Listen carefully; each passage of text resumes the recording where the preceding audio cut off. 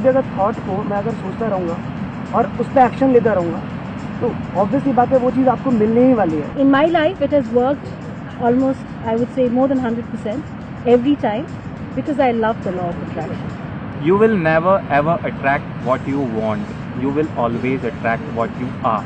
Until or unless you just keep on thinking in a room and stick pictures around like we see in the videos, you're not going to get anything until you put an effort. मेरे लिए law of attraction और law of love कुछ नहीं है, हम success की तरफ जाते हैं, सक्सेस हमारे पास नहीं आती। For me, law of attraction has always worked. If I want something and if I'm passionate about that and then I take actions about that and I get it. मैं मानता हूँ कि आप जो काम कर रहे हो उसको एक फीलिंग के साथ करते जाओ, मिलना होगा वो मिल जाता है, 100% मिल जाता है, मुझे मिल रहा है, आप सबको ही मिलेगा। Law of attraction is nothing but science of materialization and everything we want is just happening just because of law of attraction. जहाँ तक लॉ ऑफ अट्रैक्शन का सवाल है, मैं इसे कोई नाम नहीं देता, जो भी मुझे चाहिए अगर मैं परसिस्टेंट एफर्ट्स उस चीज़ के लिए लगाता हूँ तो वो चीज़ मुझे ज़रूर मिलेगी।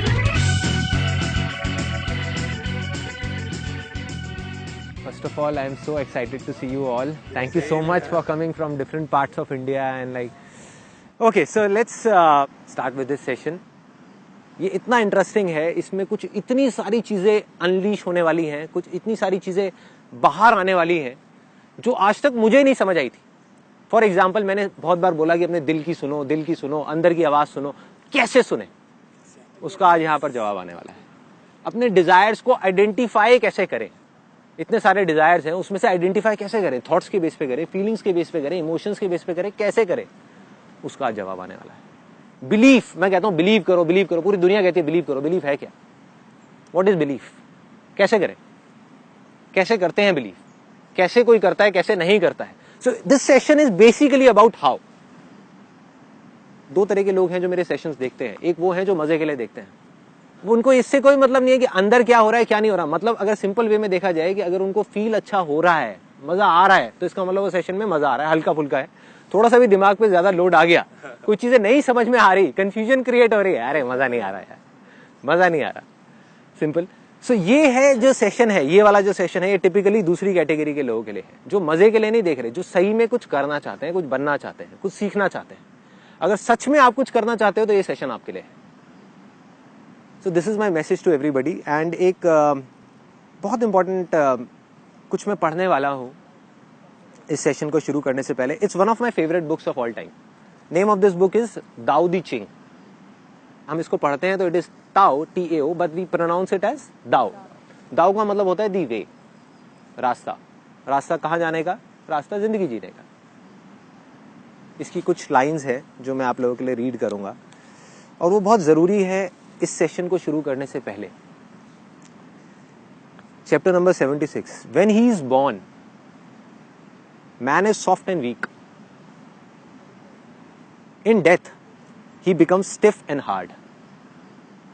Truly, what is stiff and hard is a companion of death. What is soft and weak is a companion of life. So if we want to be alive, we need to be flexible. Flexible not just in terms of our body, but in terms of our mind, in terms of our thinking, in terms of our beliefs. Let's be ready to change it. क्योंकि मैं अपने खुद के कई beliefs को challenge करने वाला हूं। अभी जैसे जैसे सेशन आगे बढ़ेगा उसमें मैं अपने आप के बारे में नेगेटिव बोलने वाला हूं। क्यों नहीं? मैं गलत नहीं हो सकता क्या? जरूरी है जो मैंने बोल दिया वो पत्थर की लकीर है? क्यों भाई? कल जो मैं था और आज जो हूं उसमें जमीन आसमान का फर्क है। तो फिर मेरे थॉट्स क्यों नहीं बदल सकते? क्यों नहीं बदल सकते? मैं गलत क्यों नहीं हो सकता? मैं एक्सेप्ट क्यों नहीं कर सकता कि मैं गलत हूं? Why not?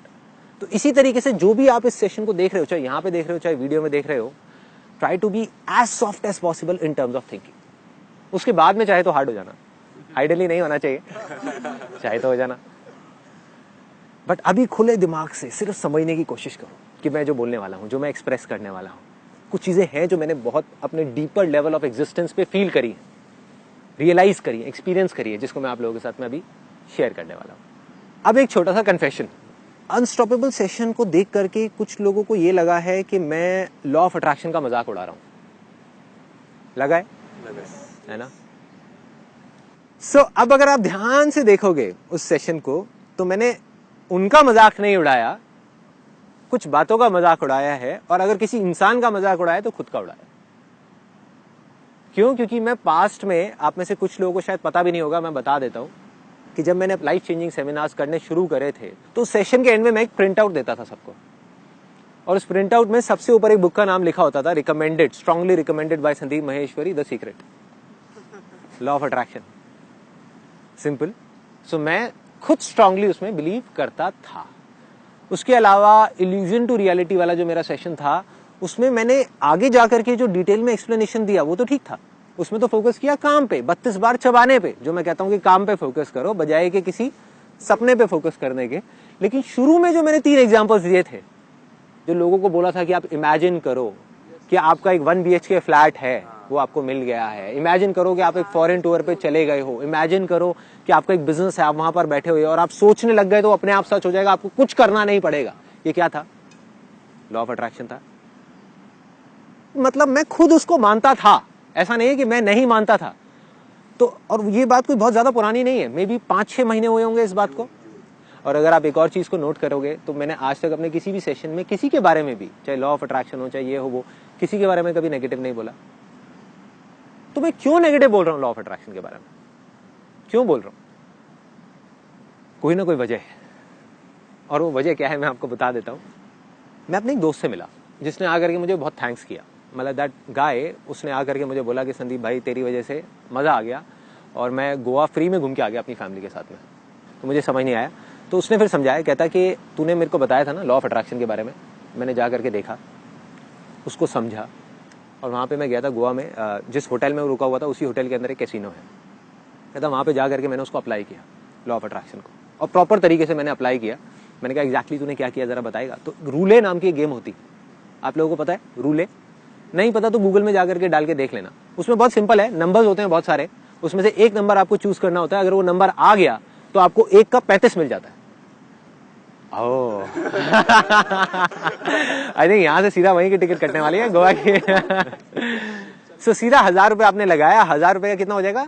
35,000। अगर नो लिमिट टेबल है, 1 लाख रुपए लगाया तो 1 लाख का कितना हो जाएगा? 35 लाख।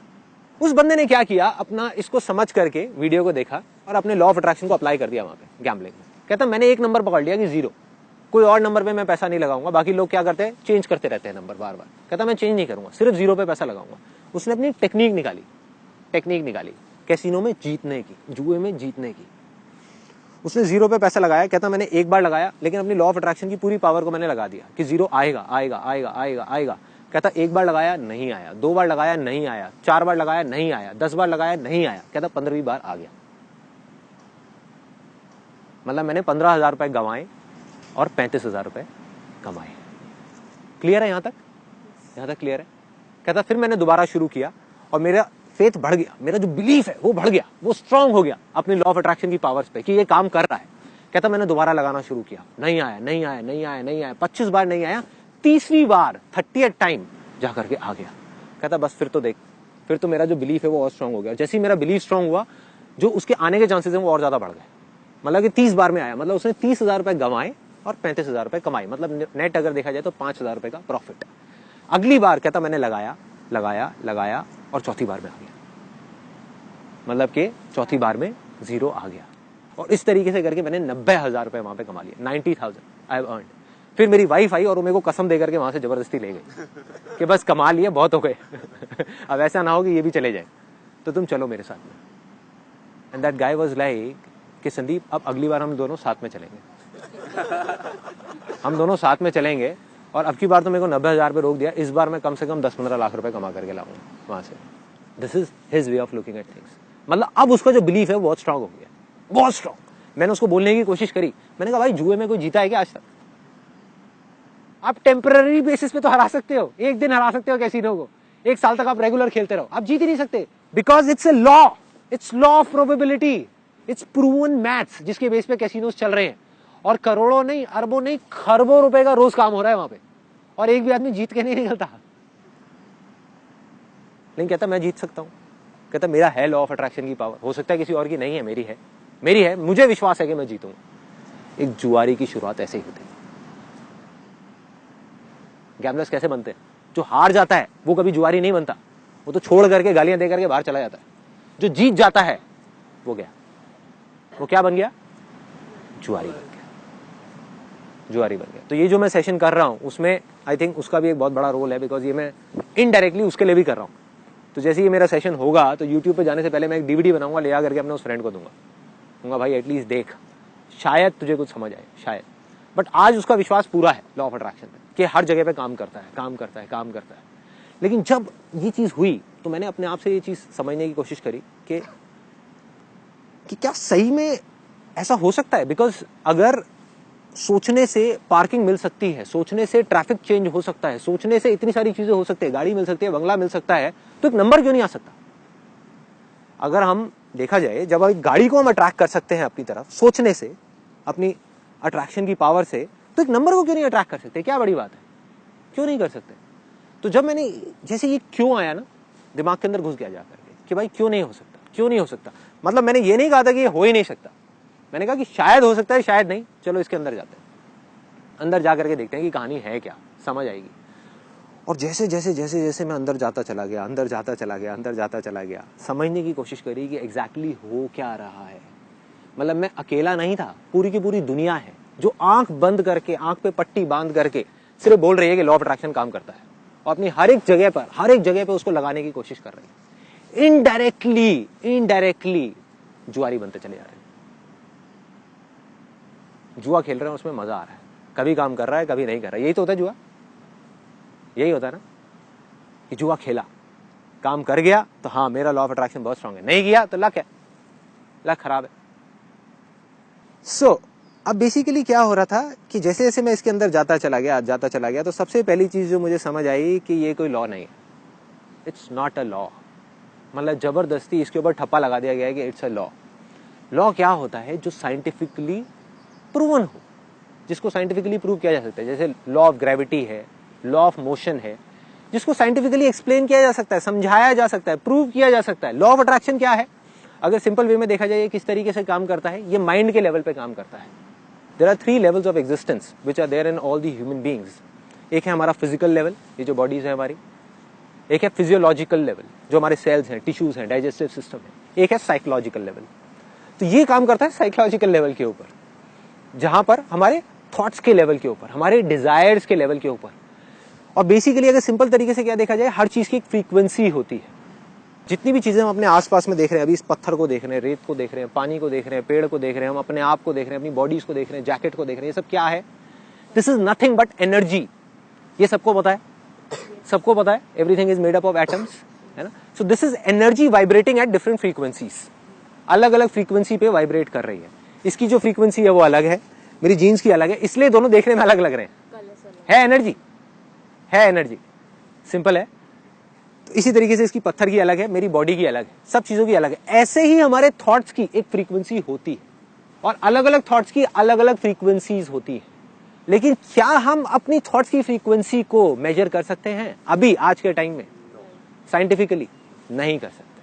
अभी ऐसा कोई डिवाइस नहीं बना कि हम एग्जैक्ट बता सके कि मेरे थॉट्स की फ्रीक्वेंसी किस लेवल पे चल रही है।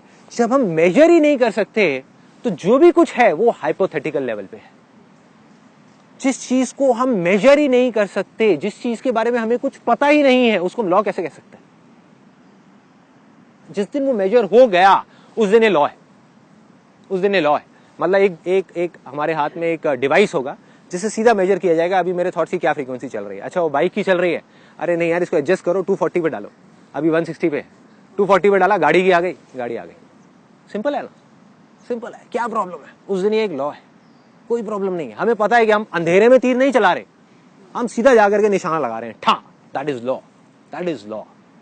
जैसे एक रिसर्च हुई थी बहुत इंटरेस्टिंग सुपरस्टिशन के बारे में। It's a very very interesting example. एक पिजन को, एक कबूतर को एक उसमें रखा गया, एक केज में, एक पिंजरे में रखा गया, और साइड में एक मशीन लगाई गई। उस मशीन में से क्या किया गया, दाने छोड़े गए एग्जैक्ट 3-3 मिनट के इंटरवल पे। हर 3 मिनट बाद वहां से एक दाना निकलता और कबूतर को दाना मिलता। कबूतर को जैसे जैसे भूख बढ़ रही थी तो उसको उस दाने का लालच भी बढ़ रहा था, है ना। सो वो दाना आया एग्जैक्ट 3 मिनट बाद, कबूतर ने दाना खाया। कबूतर ने क्या किया, बीच में फ्रस्ट्रेशन की वजह से फ्रस्ट्रेट हो गया क्योंकि दाना नहीं मिल रहा था, दाना देर में मिल रहा था और उसको भूख बढ़ती जा रही थी। उसने कलाबाजियां खानी शुरू कर दी, गोल घूमा ऐसे करके पिंजरे में और आकर के बैठ गया। फिर से थोड़ी देर बाद दाना आ गया, फिर से गोल घुमा, घूम करके बैठा, दाना आ गया, गोल घुमा, घूम करके बैठा, दाना आ गया, गोल घुमा, घूम करके बैठा, दाना आ गया। कबूतर का सुपरस्टिशन क्या बन गया कि मैं गोल घूम रहा हूं, इस वजह से दाना आ रहा है, जबकि ये सच नहीं है। जो दाना आ रहा है वो उस मशीन की वजह से आ रहा है जो एक इंसान के हाथ में है, जो एक इंसान के हाथ में है। उसने प्रोग्रामिंग कर रखी है कि हर 3-3 मिनट बाद दाना आएगा, जिसका उस कबूतर के गोल घूमने से कोई मतलब नहीं है, लेकिन उसका सुपरस्टिशन बन गया, उसका एक हाइपोथेसिस बन गया कि मैं गोल घूमूंगा तभी दाना आएगा। अब वो गोल घूमे जा रहा है, घूमे जा रहा है, घूमे जा रहा है, घूमे जा रहा है, घूमे जा रहा है, घूमे जा रहा है, घूमे जा रहा है, दाना नहीं आ रहा, फिर भी गोल गोल गोल गोल घूमे जा रहा है। उसको लग रहा है शायद अब आएगा, अब आएगा, जब गोल नहीं घूम रहा तो दाना नहीं आ रहा। Getting my point? This is superstition, कि जब हमको कुछ नहीं पता कि वो चीज हो कैसे रही है, फिर भी हम उसमें अपने फंडे घुसा दें, दैट इज सुपरस्टिशन। और इसी तरीके से अभी कुछ टाइम पहले, जब इस सेशन को करने से पहले, आई थिंक अराउंड, अशोक जी कब आपसे बात हुई थी मेरी? अराउंड 15-20 दिन पहले बात हुई थी। कहते कि मैं इस्कॉन टेम्पल में गया था जहां पे आपके सेशंस होते थे, वहां पे मैंने आपको देखा और मेरे अंदर एक अर्ज आई कि मुझे यहाँ पर इस कंपनी को ज्वाइन करना है। मैंने अपना रिज्यूम भेजा और मैं यहाँ पर आज इस कंपनी में बैठ गया। इसका मतलब क्या हुआ कि मेरा लॉ ऑफ अट्रैक्शन बहुत स्ट्रांग है। मैंने कहा कि अगर ऐसा है तो इसका मतलब तो भाई लॉ ऑफ अट्रैक्शन काम करता है। मैंने कहा अशोक जी आप बताओ, क्योंकि मैं तो अब खुद डायरेक्टली इन्वॉल्व हूं नहीं ऑपरेशंस में, हमारे पास कितने रिज्यूम्स आते होंगे उन लोगों के जो आज हमारी कंपनी में काम करना चाहते हैं? तो कहते हैं बहुत आते हैं, हजारों पड़े हैं मेरे पास। मतलब there are hundreds and hundreds of resumes that we receive every month. मैंने कहा क्या उनका लॉ ऑफ अट्रैक्शन स्ट्रांग नहीं है? आपका स्ट्रांग था, उनका नहीं है? उन्हें जॉब क्यों नहीं मिल रही हमारी कंपनी में? वो भी तो करना चाहते हैं। क्या उनमें से कुछ लोग ऐसे हैं जो बेसिकली आपसे ज्यादा इस कंपनी के साथ में जुड़ना चाहते हैं, मेरे साथ में जुड़ना चाहते हैं? उन्होंने कहा हाँ है। मैंने कहा फिर ऐसा क्यों है कि वो यहां पर नहीं है और आप यहां पर समझा दो। और मैंने कहा कि क्या आपने, आप कह तो रहे हो कि लॉ ऑफ अट्रैक्शन की वजह से हुआ, क्या आपने लॉ ऑफ अट्रैक्शन को प्रैक्टिस किया जिस वजह से आप इस कंपनी के अंदर हो, जिस तरीके से बताया गया था? 3 स्टेप्स होते हैं, आस्क, बिलीव एंड रिसीव। मैंने कहा आपने ask, have you asked for it? क्या आपने देखा मेरे सेशन को होते हुए, और क्या रोज रात को बैठ करके आपने मांगा कि मैं इस यहां पर इस कंपनी में चला जाऊं, मैं चला जाऊं, मैं चला जाऊं, मैं चला जाऊं? क्या ऐसा कुछ आपने किया? कहते नहीं किया। मैंने कहा फिर आपने क्या किया? कहते मैंने अपना रिज्यूम मेल कर दिया यहां पर।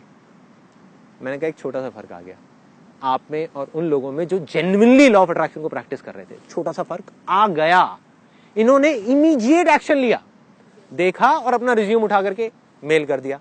तो मैंने कहा क्या हुआ? गारंटी नहीं हुई कि आपको जॉब मिलेगी, प्रोबेबिलिटी बढ़ गई आपकी। उन लोगों से जो लॉ ऑफ अट्रैक्शन को प्रैक्टिस तो कर रहे थे लेकिन साथ में कोई एक्शन नहीं ले रहे थे। बहुत लोग आए, हजारों लोग आए जिन्होंने देखा सेशन को होते हुए, मेरे सेशंस को, उनके मन में आया कि हमको भी जुड़ना है यहाँ पर कंपनी में, किसी तरीके से जुड़ना है, कुछ करना है, कुछ करना है। उन्होंने क्या किया? सोचते रहे, है ना, कोई एक्शन नहीं लिया। आपने एक्शन लिया, मतलब आपकी प्रोबेबिलिटी बढ़ गई। दूसरी तरफ एक्शन भी बहुत सारे लोगों ने लिया। एक्शन भी ऐसा नहीं अकेले आपने लिया, एक्शन भी बहुत सारे लोगों ने लिया। हजारों रिज्यूम्स आए, उसमें से भी आप यहां पर हो, बाकी लोग नहीं है। क्यों? जॉब होनी तो चाहिए ना भाई, कहां से मिलेगी? सीधा सा फंडा है ना। There are some things which are beyond our control, जो हमारी समझ से बाहर है। ये जो पूरा का पूरा फंडा है, ये मेरी भी समझ से बाहर है कि ऐसा क्यों हो रहा है। किसी को आ रहा है समझ में? आ रहा है। अब हमारा माइंड क्या करेगा? हमारे माइंड को जैसी कोई चीज नहीं समझ आएगी ना, you will start off with finding reasons. For example, if you are sitting here, तो भी माइंड किस तरीके से काम कर रहा होगा? यू वुड से कि देखो मेरा लॉ ऑफ अट्रैक्शन कितना स्ट्रांग है, मैंने सोचा था कि मैं यहां पर बैठा हूंगा, मैं बैठी होंगी, और देखो मैं बैठा हूं। बाकी के लोग, बाकी के 1000 लोग, क्या उन्होंने नहीं सोचा था? हो सकता है आपसे ज्यादा सोचा होगा, आपसे अच्छे तरीके से सोचा होगा, आपसे अच्छे तरीके से प्रैक्टिस करी होगी। क्या पता वो आपसे ज्यादा डिजर्विंग भी हो, क्या पता कमी उसके अंदर हो जो सिलेक्शन कर रहा है। क्यों नहीं हो सकती? कमी मेरी टीम में क्यों नहीं हो सकती, मेरे में क्यों नहीं हो सकती? क्या पता जो इस वीडियो को देख रहे हैं वो आपसे ज्यादा डिजर्विंग हो, वो यहां पर नहीं है, उनका लॉ ऑफ अट्रैक्शन आपसे ज्यादा स्ट्रांग है, वो यहां पर नहीं है, आप यहां पर हो। क्या वजह है? समझा दो। तो जो चीज हमको नहीं समझ आ रही उसको हम क्यों समझने की कोशिश कर रहे हैं? क्यों ले जा करके उस पर हम एक ठप्पा लगाने की कोशिश कर रहे हैं? हमें सिर्फ ये देखना है कि हम क्या कर सकते हैं। सिंपल, कि कोई चीज हमारे कंट्रोल से बाहर है, सबसे पहले तो एक्सेप्ट करोगे, हाँ this is beyond our control, तभी तो हम कुछ कर सकते हैं। अगर हम बोलते रहे एक चीज जो हमारे कंट्रोल में है ही नहीं, हम बोलते रहे कि नहीं ये मेरे कंट्रोल में है, कंट्रोल में है, कंट्रोल में है, अटक गए। जब हमने एक्सेप्ट कर लिया तो अब हम देख सकते हैं कि हमको क्या एक्ट करना है, हम क्या स्टेप्स उठा सकते हैं, हम क्या कर सकते हैं, हम कैसे आगे बढ़ सकते हैं। अब आते हैं बैंग ऑन, सीधा पॉइंट पे कि भाई लॉ ऑफ अट्रैक्शन। और ये बड़ी मजेदार गुत्थी है, गुत्थी वो वाली नहीं, वो जो कॉमेडी नाइट्स में आती थी। एक एक्चुअल गुत्थी है। गुत्थी क्या है कि यार सबसे पहला स्टेप जो बताया गया है वो बताया गया आस्क। यही है, correct me if I am wrong, यही है सबसे पहला स्टेप लॉ ऑफ अट्रैक्शन का, आस्क, मांगो। क्या मांगो? जो हमारे डिजायर्स हैं। डिजायर्स कहां से आते हैं? कहां से आते हैं डिजायर्स? थॉट से आते हैं। अब कैसे डिसाइड करें, कैसे डिसाइड करें कि किस थॉट को मांगना है, किसको नहीं मांगना? एक दिन में 60,000 से ज्यादा थॉट्स आते हैं, ये भी बताया गया है हर जगह पर। तो उसका एक रास्ता बताया गया है काफी जगह पे, वो है अपनी फीलिंग्स के बेस पे हम डिसाइड कर सकते हैं, इमोशंस के बेस पे हम कॉल ले सकते हैं। ये एक रास्ता है। क्या ये रास्ता ठीक है? अब एक एग्जांपल लो, बड़ा रियल लाइफ सा। पान की दुकान पे 4 लड़के खड़े हुए हैं, चारों दोस्त हैं, पुराने दोस्त हैं 4-5 साल से। 3 दोस्त हैं सिगरेट पीते हैं, एक है नहीं पीता। और ऐसे ही शुरुआत होती है सिगरेट पीने की, ऐसे ही होती है। एक है नहीं पीता। अब वो 3 दोस्त मिलके क्या कर रहे हैं? उस एक का मजाक उड़ा रहे हैं, कह रहे हैं कि ओले ले ले ले बेटा, बेटे के लिए दूध लेकर के आओ, दूध पिलाओ बेटे को। इसकी बस की नहीं है सिगरेट पीना, ये आदमी नहीं बना अभी, he is not a man, he is a baby. Baby बेटे जाओ घर पे जा करके खेलो अपने टेडी बियर के साथ में, ऐसे बोल रहे हैं। तो एक दोस्त की खिंचाई हो रही है, 3 दोस्त बैठ करके हंस रहे हैं, मजाक उड़ा रहे हैं, मजे मार रहे हैं। उसको कैसी फीलिंग हो रही है? उस एक लड़के को गंदी फीलिंग हो रही है, गंदी फील होगी ना। अपने आप को सिचुएशन में डाल करके देखो कि आपके दोस्त, और यही 3 दोस्त हैं उसकी लाइफ में, और कोई है ही नहीं, कोई चौथा दोस्त नहीं है, कि वो सब मिल करके उसका मजाक उड़ा रहे हैं, बुरे तरीके से मजाक उड़ा रहे हैं। तो उसको गंदी गंदी फीलिंग्स हो रही हैं और वो किसी तरीके से अपने आप को रोकने की कोशिश कर रहा है। अच्छी फीलिंग के लिए उसको क्या करना है? सिगरेट लेनी है, जलानी है, पीनी है। Now he will be a part of the gang. 4 दोस्तों का पार्ट बन गया, उनके साथ में घूमेगा बाइक पे, उनके साथ में बातें करेगा इधर उधर की, ये वो। Now he will be a man. ठीक है, अच्छी फीलिंग। डिजायर क्या कह रहा है? पियो। फीलिंग क्या करवाना चाह रही है उससे? पिलाना चाह रही है। लेकिन अगर वो नहीं पीता और उन दोस्तों को बोलता है कि भाड़ में जाएं ऐसे दोस्त, मुझे नहीं चाहिए ऐसे दोस्त, और घर में जाकर के अकेला बैठ जाए, तो कैसी फीलिंग होगी उसको? गंदी फीलिंग होगी, गंदी फीलिंग। जैसे ही फीलिंग्स खराब होती है, माइंड इमीडिएटली उसकी एग्जैक्ट अपोजिट अच्छी फीलिंग ढूंढता है, एग्जैक्ट उल्टी उसकी। फॉर एग्जाम्पल, अगर वाइफ से लड़ाई हुई तो इमीडिएटली एक आदमी जा करके उसको ऑफिस में अगर कोई दूसरी फीमेल होगी जो थोड़ा अच्छे से बात कर रही होगी, वो अच्छी लगने लग जाएगी इमीडिएटली। या फिर वो उसको पूरा उसको ठीक करने के लिए अगर कहीं लड़ाई हुई तो जा करके खाना खाने लग जाएगा, ओवर ईटिंग करने लग जाएगा, मतलब किसी तरीके से अपनी फ्रस्ट्रेशन को निकालेगा। सिगरेट, जबकि पता है कि वो अपने लिए हार्मफुल है, लेकिन सिगरेट पीना शुरू कर देगा। Feelings are temporary. इस चीज को हमको अपने दिमाग के अंदर घुसाना है, तभी इन फीलिंग से हम लड़ सकते हैं, चाहे अच्छी हो चाहे बुरी हो। जिसके पीछे हम भाग रहे हैं वो टेम्पररी है। जितना हम भागते रहेंगे भागते रहेंगे भागते रहेंगे, वो उतना ही हमको घुमाती रहेगी घुमाती रहेगी घुमाती रहेगी। सिंपल। सो जरूरी नहीं है कि जो फीलिंग्स अच्छी हैं वो काम भी हमारे लिए अच्छा हो। तो अब सवाल वहीं आ जाता है घूम फिर के, तो फिर डिसाइड कैसे करें? कोई भी बड़ा डिसीजन लेने से पहले हमें क्या अपने आप से पूछना है कि क्या ये मेरे लिए अच्छा है या नहीं है? क्या ये मेरे आसपास में जो लोग हैं उनके लिए अच्छा है या नहीं है? फीलिंग अच्छी है, करो। फीलिंग बुरी है, करो। ये एक बहुत इंटरेस्टिंग कैच है। फीलिंग बुरी है, करो। आई अगेन रिपीट, फीलिंग बुरी भी है तो करो, अगर वो अच्छा है तो। फॉर एग्जाम्पल आज अगर प्यार और अट्रैक्शन में फर्क देखा जाए तो क्या है? प्यार और अट्रैक्शन में अगर सिंपल वे में फर्क देखा जाए तो क्या है? Attraction gives you temporary pleasure but permanent pain. Love gives you temporary pain but permanent pleasure or something beyond pleasure. Exactly. Something beyond pleasure. When you are beyond pain and pleasure, when you are beyond your mind, that state is called love. आप किसी dancer से जाकर के पूछो कि क्या कब होता है आपकी बेस्ट परफॉर्मेंस कब थी? कहती बेस्ट परफॉर्मेंस तब थी जब मैं खुद को भूल गई थी, जब मैं नहीं थी। मैं कौन है? Pain and pleasure. जब मुझे दर्द हो रहा था लेकिन मुझे पता ही नहीं था मुझे दर्द हो रहा है, मुझे मजा आ रहा था लेकिन मुझे पता ही नहीं था मजा आ रहा है, लोगों को आ रहा था मुझे तो नहीं आ रहा था, मैं थी लेकिन मैं नहीं थी। तो स्टेट ऑफ लव में कैसे पहुंचते हैं? मेरी जिंदगी में टोटल 8-10 चीजें हैं जिससे मैंने प्यार करा है। अट्रैक्ट मैं लाखों चीजों की तरफ हुआ हूँ, ठीक है, काम है, लोग हैं, ये है, वो है, बहुत आइडियाज हैं, लाखों आइडियाज है जिनकी तरफ मैं अट्रैक्ट हुआ हूं, लेकिन प्यार मुझे सिर्फ 8-10 आइडियाज से है, 8-10 चीजों से है, जो इतना प्यार है कि जिसके लिए मैं मरने को तैयार हूं, जिसके लिए मैं कुछ भी करने को तैयार हूं। That is called state of love. अगर आज की डेट में आप मुझसे पूछो कि वो मेरे लिए सबसे ज्यादा क्या है, that is the state of meditation. Meditation. Rewind करते हैं, 3 साल पीछे चले जाते हैं। मेडिटेशन मेरे से एक दिन में 10 सेकंड भी नहीं होती थी। I used to hate meditation like anything. Hate meditation मतलब मेरी जिंदगी का सबसे बड़ा प्यार अगर मैं फीलिंग्स के बेस पे चूज करता तो क्या मैं कभी वहां तक पहुंचता? नहीं पहुंचता, नहीं पहुंचता। क्योंकि फीलिंग्स क्या करवाएंगी? बेकार है ना, छोड़ना। माइंड क्या करेगा? दर्द हो रहा है यार, नहीं बैठा जा रहा। जो एक आसन होता है ना, सिंपल सुख आसन, उसमें मैं 1 मिनट नहीं बैठ सकता था।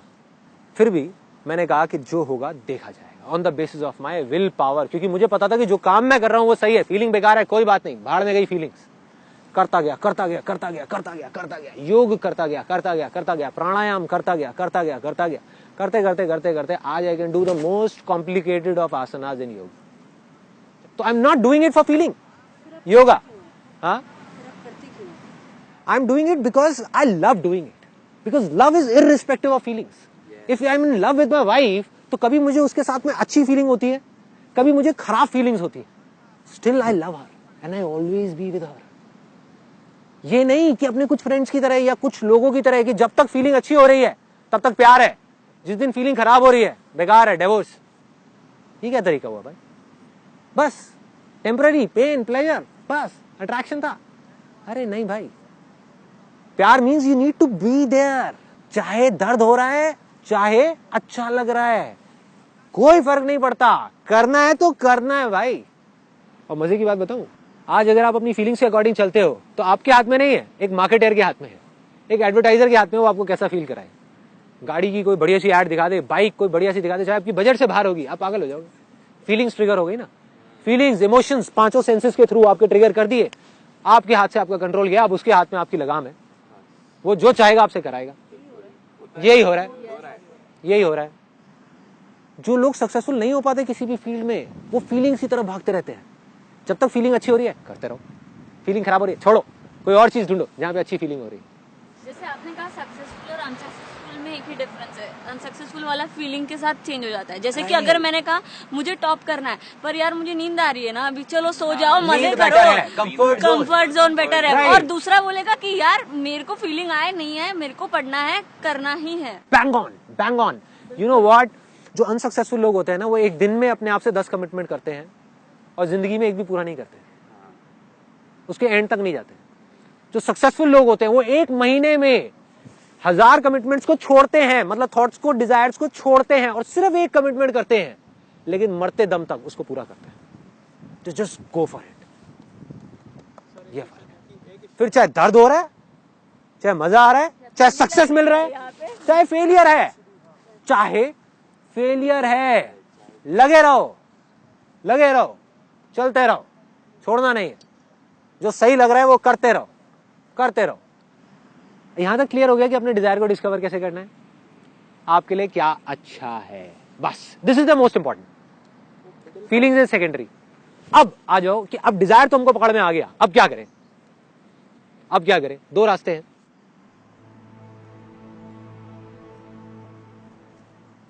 एक तो है कि मांगो, ये अपने दिमाग में बिठाओ कि ये चीज चाहिए, ये चीज चाहिए, ये चीज चाहिए। लेकिन क्या मांगने से मिलता है? जैसे लोग भगवान से मांगते हैं ना, भगवान क्या है? सीईओ है। मान लो एक एग्जांपल है, भगवान सीईओ है, ये पूरी की पूरी एक कंपनी है, ये दुनिया में जितने भी लोग हैं हम सब उस भगवान के एम्प्लॉइज हैं। एम्प्लॉइज तो मांगेंगे ही, कोई डाउट ही नहीं। लेकिन जो सीईओ है वो उन 100 एम्प्लॉइज में से किसको प्रमोशन देगा? जो सबसे ज्यादा मांग रहा है या सबसे ज्यादा अपनी लॉ ऑफ अट्रैक्शन की पावर्स को यूज कर रहा है उस प्रमोशन को लेने के लिए, या जो डिजर्विंग है? खेल खत्म, खेल खत्म। तो मांगने का क्या फायदा है? जो जितना ज्यादा मांगेगा वो ज्यादा अच्छा होगा। उस सीईओ को कौन ज्यादा अच्छा लगेगा? अगर आप सीईओ हो, just imagine it for a sec, I will give it a pause. अब आपके नीचे 10 लोग काम कर रहे हैं, उसमें से एक को या प्रमोशन दे सकते हो क्योंकि सीट एक ही खाली है, 10 को नहीं मिल सकती। अब आप किसको दोगे प्रमोशन उन 10 में से? जो सबसे ज्यादा आपको मांगता है, जो रोज आ करके थोड़ी थोड़ी देर में बोलता है यार देख लेना जरा ना, कुछ कर देना, इस बार का जो प्रमोशन है मेरा आप कर देना, ये वो करके, उसको दोगे? या वो जो मांगता ही नहीं है आपसे लेकिन अपने काम पे ध्यान देता है, काम पे? और ये बात है आपकी, जबकि आप और मैं, हम इतने फेयर नहीं है। वो तो बिल्कुल फेयर है ना यार, वो गलत कैसे कर सकता है? वो गलत आदमी को प्रमोशन कैसे दे सकता है? वो तो सही को ही देगा ना, वो तो डिजर्विंग को ही देगा।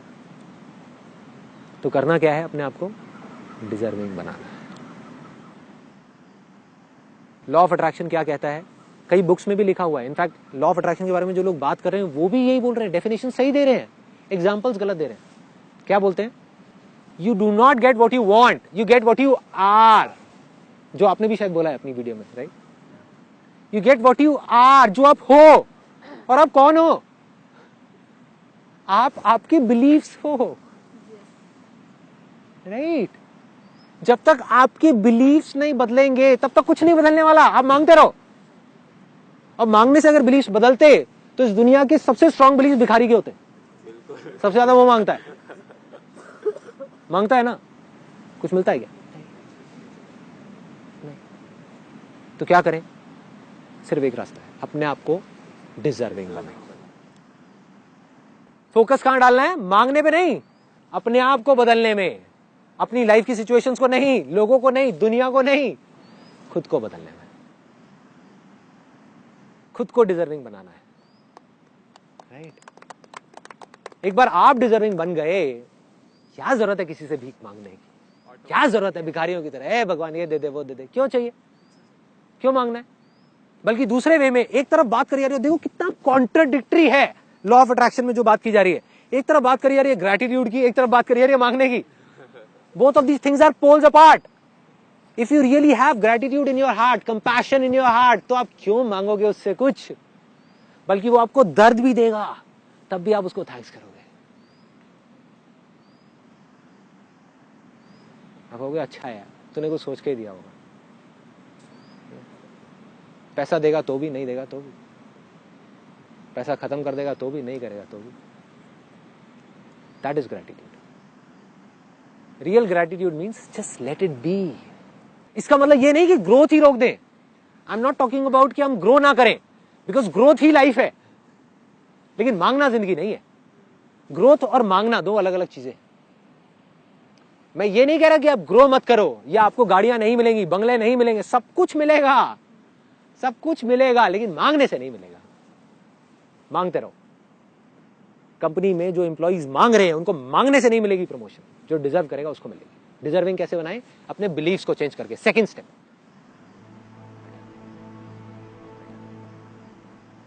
क्या है ये बिलीफ?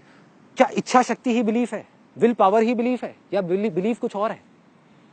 Getting my point? क्या ये दोनों सेम है या अलग अलग चीजें हैं? एक विल पावर है एक इंसान की कि मुझे ये काम को करना है और मैं किसी भी हालत में करके रहूंगा, क्या यही बिलीफ है या बिलीफ कुछ और है? फॉर एग्जाम्पल, आपके अंदर डिजायर है, बहुत जबरदस्त डिजायर है कि मुझे ना ऑपरेशन करना है एक पेशेंट का जा करके अभी किसी हॉस्पिटल में। दूसरी तरफ एक डॉक्टर है जो अभी अभी अपना MBBS करके निकला है, उसका भी एक डिजायर है कि मुझे ऑपरेशन करना है। तीसरी तरफ एक सर्जन है जिसको 15 साल का एक्सपीरियंस है, उसके अंदर कोई डिजायर नहीं है। तीनों जाकर के ऑपरेशन करते हैं, किसका ऑपरेशन सक्सेसफुल होने के चांसेस ज्यादा है? सर्जन का। यही बिलीफ। बिलीफ इज नथिंग, इतना हुआ है बिलीफ बिलीफ बिलीफ। क्या है belief? Belief is knowledge and experience, बस, और कुछ नहीं है बिलीफ। लोग कहते हैं ना विश्वास करो विश्वास करो विश्वास करो। किस पे विश्वास करें भाई? भगवान पे विश्वास करें? एक्सपीरियंस किया कभी भगवान को? तो कैसे विश्वास करें? एक्सपीरियंस कर लिया तो नहीं भी कहोगे तो विश्वास हो जाएगा। आई बिलीव इन देम, ठीक है, ये डिफरेंस है। जिस भी चीज की आपको नॉलेज होती चली जाती है, तो जितनी होती चली जाती है, जितना एक्सपीरियंस होता चला जाता है, आपका बिलीफ उतना ही स्ट्रांग होता चला जाता है। आज यहाँ पर for example Vikas is there, like say who is the creative head in our company, जिसको इतने सालों का एक्सपीरियंस है, हजारों शूट्स कर चुका है अच्छे से अच्छे लेवल के, वो फोटोग्राफी करे, और एक ऐसा लड़का जिसकी अभी आप बात कर रहे थे कि वो पढ़ाई छोड़ करके और कैमरा लेकर के बोलता है कि मैं इससे अच्छी फोटोग्राफी कर दूंगा फोटो को देख करके, इसमें क्या बड़ी बात है? कह तो देगा, लेकिन जब करने की बारी आएगी ना, यहाँ पे 2 दिन में वो बाहर है हमारी कंपनी से। You will not get what he want, you will get what he is। वो कौन है? वो कौन है? उसका बिलीफ क्या है कि वो एक फोटोग्राफर है ही नहीं, वो फोटोग्राफर बनना चाहता है। बट अगर वो सच में फोटोग्राफर बनना चाहता है तो उसको अपना बिलीफ स्ट्रांग करना होगा। बिलीफ कैसे स्ट्रांग होगा? नॉलेज एंड एक्सपीरियंस से। कोर्स करना पड़ेगा, समझना पड़ेगा, उससे भी नहीं होगा। थियोरेटिकल नॉलेज भी गेन कर ली, जैसे उस डॉक्टर के पास थियोरेटिकल नॉलेज तो थी, लेकिन सर्जन के पास एक्सपीरियंस था। Experience is bigger than knowledge. Finally उसको एक्सपीरियंस गेन करना पड़ेगा। जितना एक्सपीरियंस उसका बढ़ता चला जाएगा, उतना ही उसका बिलीफ बढ़ता चला जाएगा। तो बिलीफ को स्ट्रांग करने का क्या तरीका है? कर्म किए जा भाई। जो गीता में लिखा है हमको समझ नहीं आ रहा, लोग उसका मतलब ये निकाल रहे हैं कि इसका मतलब फल नहीं मिलेगा। ये नहीं है, ये फल मिलने का ही एक रास्ता है। The more you learn, the more stronger will be your belief. जितना स्ट्रांग आपका बिलीफ होगा, उतने स्ट्रांग आप होगे, उतने स्ट्रांग आपका माइंड होगा, उतनी स्ट्रांग आपकी बॉडी होगी। जितने स्ट्रांग आप बनते चले जाओगे, उतनी ही बड़ी सक्सेस होगी। सिंपल है, ये सब कनेक्टेड है, सब कनेक्टेड। लपेटते चलो, अपना फोकस रखो ज्ञान पे, नॉलेज पे, एक्सपीरियंस पे, खुद के कैरेक्टर को स्ट्रांग करने में। Be the change you want to see in the world. इसका मतलब क्या है? किसी भी इंसान को देख लो जिसने भी कुछ अच्छा किया है जिंदगी में, उसने सबने एक ही बात बोली, फिर हम उस बात को छोड़ करके कहीं और चले जाते हैं और फिर घूमते रहते हैं, फिर सोचते हैं कि यार क्या हो रहा है, खुशी क्यों नहीं मिल रही? इसीलिए नहीं मिल रहा। 2 स्टेप कंप्लीट हो गए, हमने अपने आप को डिस्कवर कर लिया, बिलीफ भी स्ट्रांग हो गया। तीसरा स्टेप क्या है? एक्शन। ऐसे बहुत सारे लोग हैं जिनका बिलीफ भी स्ट्रांग है, डिजायर है कि मेरे को कुछ बड़ा करना है, फिर भी करते नहीं है। फॉर एग्जाम्पल, एक सर्जन है, उसका बिलीफ है, 15 साल का एक्सपीरियंस है उसके पास में, नॉलेज भी है, ठीक है, उसके अंदर डिजायर है कि मुझे गांव में जा करके एक बड़ा अपना हॉस्पिटल सेटअप करना है, वो नहीं कर रहा, एक्शन नहीं ले रहा। और जब तक वो नहीं करेगा तब तक उसकी लाइफ इनकम्प्लीट है। It's his ultimate calling, is the reason for his existence, फिर भी वो एक्शन नहीं ले रहा। क्यों नहीं ले रहा एक्शन? एनर्जी नहीं है उसके पास उस एक्शन को लेने के लिए। एनर्जी चाहिए एक्शन लेने के लिए। एनर्जी कहां से आती है? एनर्जी हमारी फीलिंग्स और इमोशंस से आती है। देखो, फीलिंग्स और इमोशंस तो रहेंगे, मैंने ये कहा उसके बेस पे आप डिसाइड मत करो अपने डिजायर को, लेकिन मैंने ये नहीं कहा कि फीलिंग्स और इमोशंस गायब हो जाएंगे आपके अंदर से। हम क्या कर सकते हैं? फीलिंग्स और इमोशंस को कंट्रोल भी नहीं कर सकते, उसको डायरेक्शन दे सकते हैं। जैसे ही हम अपने बिलीव्स को बदल देते हैं, हम अपने पर्पस को बदल देते हैं, काम को करने के मकसद को बदल देते हैं, the way of looking at thing changes. जैसे ही हमारे बिलीव्स बदलते हैं, पर्पस बदलता है, हमारी परसेप्शंस चेंज हो जाती है। परसेप्शंस क्या है? जैसे हम चीजों को देख रहे हैं, जैसे हम चीजों को देखने का नजरिया बदल देते हैं, फीलिंग्स चेंज हो जाती है। तो अब क्या करना है? यहाँ पर लास्ट स्टेप में एक्शन लेने से पहले अपने आप से पूछना है कि क्यों करना है। जैसे ही नेगेटिव इमोशन दिखे, छोड़ो, हटाओ, या तो उस काम को हटाओ या उस पर्पस को हटाओ, या तो काम चेंज या purpose change. It has to be a purpose which gives positive emotions, positive feelings. ठीक है? तो by default, once you become and once you start doing it, then there will be a stage जहां पर आप खुद वो purpose बन जाओगे। अब आपको पर्पस नहीं चाहिए, शुरू में आपको पकड़ के रखना पड़ेगा। धीरे धीरे धीरे धीरे वो पर्पस धीरे धीरे आपके बिलीफ सिस्टम में इंटीग्रेट हो जाएगा। वो पर्पस, वो वजह, वो आपके बिलीफ सिस्टम में चला जाएगा, आपके अंदर तक चला जाएगा। और जब वो चला गया तो ऑटोमेटिकली वहां से फीलिंग जनरेट हो रही होंगी जो पॉजिटिव ही होंगी, क्योंकि पर्पस पॉजिटिव है। तो उसमें गलत कैसे हो सकता है? फॉर एग्जाम्पल, मदर टेरेसा है, अगर उसका पर्पस पॉजिटिव है, कंपैशन है, तो कंपैशन ही आएगा ना बाहर। एंगर कैसे आ सकता है? नहीं आ सकता। गांधी जी का पर्पस क्लियर है, non violence, this is what he stand for. Look at any great leader in the history of this world, everybody stood for something which they strongly believe in. वो believe क्या, कहां से बना? वो एक दिन में नहीं बना, पहले उसकी शुरुआत हुई पर्पस से। वो पर्पस ही उनका गोल बन गया, वो ही बिलीव बन गया, वही जिंदगी बन गई, वही वो खुद बन गए, और ऐसे ही वो दुनिया बदल गई। Gandhi ji and non violence is inseparable. आप इन दोनों को अलग नहीं कर सकते। जहां नॉन वायलेंस की बात आएगी गांधी जी का नाम आएगा, गांधी जी की बात आएगी नॉन वायलेंस की बात आएगी। इसी तरीके से आपको जो अच्छा लगे पर्पस, आप उसको चूज कर लो, उसको पकड़ करके रखो रखो रखो रखो, धीरे धीरे धीरे धीरे वो बिलीव बनता चला जाएगा। और जितना स्ट्रॉन्ग बिलीफ उतने ही तगड़े एक्शंस, उतने ही बड़े लेवल पे, उतनी ही एनर्जी के साथ। If your purpose becomes your belief, then your body and mind will follow. वो पर्पस, वो बिलीफ आपकी बॉडी से, आपके माइंड से ऐसे ऐसे काम कराएगा, आप हिल जाओगे देख करके। आप कहोगे भाई ये हो क्या रहा है। और अगर वो पर्पस नेगेटिव हुआ, तब भी वो आपसे ऐसे ऐसे काम कराएगा कि और लोग भी और आप खुद भी देख करके हिल जाओगे कि ये कर क्या रहा है, ये कर क्या रहा है। राइट?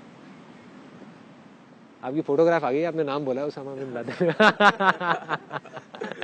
ढूंढते हुए आएंगे आपके पास। मॉडल जैसे फेम को पर्पस रख के कर रहा है काम, तो इज इट रॉन्ग? अटक गया। Fame is temporary, fame is temporary, because fame आज है कल नहीं है। और देखो कोई भी टेम्पररी पर्पस आप पकड़ते हो, फेम के साथ में क्या आएगा, ग्रीड आएगा। मतलब मुझे फेम मिल जाए। फेम क्या है, मतलब किसी और से मेरा ज्यादा नाम है, उसी को फेम बोलते हैं ना। तो अगर किसी और का आपसे ज्यादा फेम आ गया तो क्या आएगा, जेलसी आ जाएगी। जिसका कम होगा आपसे नाम, उसका क्या आएगा, कितना बेकार आदमी है, ये तो कुछ नहीं, 2 कौड़ी का है मेरे सामने। ऐसे ही होता है। जिसके पास में पैसा ज्यादा होता है वो अपने से नीचे वालों को बेवकूफ समझते हैं, ऊपर वाले के आगे ऐसे ऐसे करके घूमते हैं। क्यों कर रहे हैं? We are what we believe in. और हम अगर फीलिंग्स के थ्रू उसको चेंज करने की कोशिश कर रहे हैं तो फीलिंग्स कुछ नहीं है हमारे, it is manifestation of our existing beliefs. जो हमारे एग्जिस्टिंग बिलीव्स हैं उसी के अकॉर्डिंग फीलिंग्स हो रही हैं। तो अगर आपको अपनी जिंदगी में कुछ भी बदलना है तो फीलिंग्स के अकॉर्डिंग अगर आप चले तो कुछ नहीं बदलने वाला, आपको बिलीव्स को बदलना है। बिलीव्स को बदला, फीलिंग्स बदलेंगे, फीलिंग्स बदला, इमोशंस बदलेंगे, इमोशंस बदला, एनर्जी बदलेगी, एनर्जी बदली, आप बदलोगे, आप बदले, दुनिया बदलेगी, पता भी नहीं, दुनिया बदलेगी, सब कुछ बदलेगा, सब कुछ बदल जाएगा। Now comes the last. सब कुछ हो गया, एक्शन तक समझ आ गया। एक्शन कैसे लेना है, एक्शन कहां से आएगा? एक्शन आता है इमोशन से, फीलिंग्स से। फीलिंग्स कहां से आती है? पर्पस से। पर्पस या तो खुद बनेगा गोल के थ्रू, या आप पर्पस बनाओगे उसके अकॉर्डिंग गोल्स बनाओगे। दोनों में थोड़ा सा फर्क है। गोल के according purpose taken for granted. अरे पर्पस है नहीं है, क्या फर्क पड़ता है, काम तो हो रहा है ना, पैसा तो आ रहा है ना, चलता है। पर्पस है भाई, इस पर्पस से बाहर गोल नहीं बनाने वाला मैं। नॉन वायलेंस मतलब नॉन वायलेंस, समझ गए? That is purpose. फिर वो गोल्स टिकते हैं, आपको कोई हिला नहीं सकता। अनस्टॉपेबल में याद है मैंने बोला था, मैं किसी में दम नहीं होगा कि आपको हिला भी सके। So last but not the least, action भी ले लिया। क्या आप गारंटी है कि आपको जो चाहिए वो मिल जाएगा? नहीं है, एब्सोल्युटली नहीं है। तो क्या करें? रिसीव का तो सवाल ही नहीं उठता ना। Ask, believe and receive. Receive, जहां भी रिसीव आपके दिमाग में आ गया, घुस गया, ग्रीड आ गई, इसका मतलब मिलने की पॉसिबिलिटी है। क्या मिलेगा? हो सकता है जितना आप चाह रहे हो उससे बहुत ज्यादा मिल जाए, हो सकता है ना मिले। How does it make a difference? You are doing it for the love of doing it. Getting my point? कम मिले ज्यादा मिले वो एक सेपरेट इशू है। तो आइडियल सिचुएशन क्या है वो भी मैं आपको बता देता हूं, और सेकंड बेस्ट क्या है, थर्ड बेस्ट क्या है, तीनों ऑप्शंस बता देता हूं। आइडियल सिचुएशन ये है कि आप किसी भी आउटकम के बारे में सोचो ही नहीं। That is the ideal situation. मतलब एक्शन लेना नहीं छोड़ रहे आप, अपनी तरफ से एक्शन लेते चले जा रहे हो, कर्म करते चले जा रहे हो, फल को छोड़ रहे हो। This is called the state of love. No outcome required, nothing at all. क्या होगा पता नहीं, पता नहीं। This is the best state to be in if you want to be in a state of flow, ideal situation. Second best situation, outcome को पकड़ो लेकिन focus वहां मत करो, कर्मों पे करो। गोल सेट करो, अपने बोर्ड बनाओ, जितने भी विजन बोर्ड हैं, ये है वो है, सारा कुछ गोल सेटिंग करो। फोकस वहां मत करो, फोकस काम पे करो। That is the second best situation. Not as good as the first one, ठीक है, जहां पर किसी विजन बोर्ड की कोई जरूरत नहीं है, पर्पस की जरूरत है, पर्पस के अकॉर्डिंग गोल्स बन रहे हैं, इसके लिए कोई विजन बोर्ड नहीं है, ठीक है। तीसरी सिचुएशन कि आप काम गया तेल लेना, काम को छोड़ दो और सिर्फ उधर ध्यान दो, मुझे ये चाहिए, मुझे वो चाहिए, अरे मुझे ये नहीं मिला, मुझे वो नहीं मिला, मुझे इस इंसान से ये चाहिए, हर एक से कोई ना कोई मतलब, इंसान से मतलब, सिचुएशन से मतलब, काम से मतलब नहीं है तो हटाओ, साइड करो, जब तक मतलब निकल रहा है उसके साथ में रहो, नहीं है तो छोड़ो, अपना मतलब निकालो और आगे बढ़ो। यही हो रहा है दुनिया में, यही हो रहा है। क्यों हो रहा है? उसकी जड़ क्या है, कहां से आ रही है ये सब चीजें? यही से आ रही है। जो आदमी कंपटीशन के लिए लड़ेगा या कंपटीशन के लिए काम करेगा या किसी चीज को हासिल करने के लिए काम करेगा, उसके अंदर जेलेसी आने के, ग्रीड, ठीक है, लालच आने के, नफरत आने के, ये सब चीजें, ईगो बढ़ने के चांसेस क्या है। और ईगो सिर्फ ये नहीं होती कि मेरे पास में ये है या मैं ये कर सकता हूं, मैं ये नहीं कर सकता, ये भी ईगो है। मैं तेरे से कम हूं, ये भी ईगो है, ये भी ईगो ही बोल रही है तेरी, तू नहीं बोल रहा। ना मैं किसी से कम हूं, ना मैं किसी से ज्यादा हूं, मैं हूं, मैं हूं। That is a state of being. So at the end all I can say is कि ये बातें हो सकता है, अब जो मैं लाइन आपको बोलने वाला हूं, हो सकता है समझ आए, हो सकता है ना आए, उसको सिर्फ सुन लेना और हो सके तो अंदर तक जाने देना। नहीं समझ आता कोई बात नहीं, कि अगर आप जिंदगी में सच में उस खुशी को एक्सपीरियंस करना चाहते हो, which is called the state of bliss, which is beyond pleasure, beyond happiness, beyond everything, तो उसका सिर्फ एक तरीका है, सिर्फ एक, कोई दूसरा तरीका नहीं है। Your mind has to be at peace. आपका जो मन है वो शांत होना चाहिए, भीड़ में भी शांत, शोर में भी शांत। शोर मतलब बाहर नहीं, थॉट्स का शोर, थॉट्स आ रहे हैं जा रहे हैं, लेकिन आपका मन शांत है, you are at peace, then you are in a state of bliss. That is the ultimate goal of human life. और कुछ नहीं, इसके अलावा और कुछ नहीं। जितना आप मटेरियलिस्टिक चीजों की तरफ भागते जाओगे, उतना ही माइंड और डिस्टर्ब होता चला जाएगा। जितना इन चीजों को हम पकड़ के भी छोड़ देंगे, उतना ही हम एट पीस होते चले जाएंगे। सब कुछ आने दो, एक्सेप्ट ग्रेसफुली। लास्ट स्टेप जिसकी मैं बात कर रहा हूं, 3 स्टेप कौन से थे? Desire, belief and action, then comes the last step which is accept. चाहे सक्सेस हो या फेलियर हो, एक्सेप्ट करो। खुशी हो या दुख हो, एक्सेप्ट करो। फीलिंग अच्छी हो या बुरी हो, एक्सेप्ट करो। आगे बढ़ते रहो और उसे छोड़ते जाओ, और उसे छोड़ते जाओ। चाहे सक्सेस मिले या फेलियर मिले, उसे छोड़ते जाओ।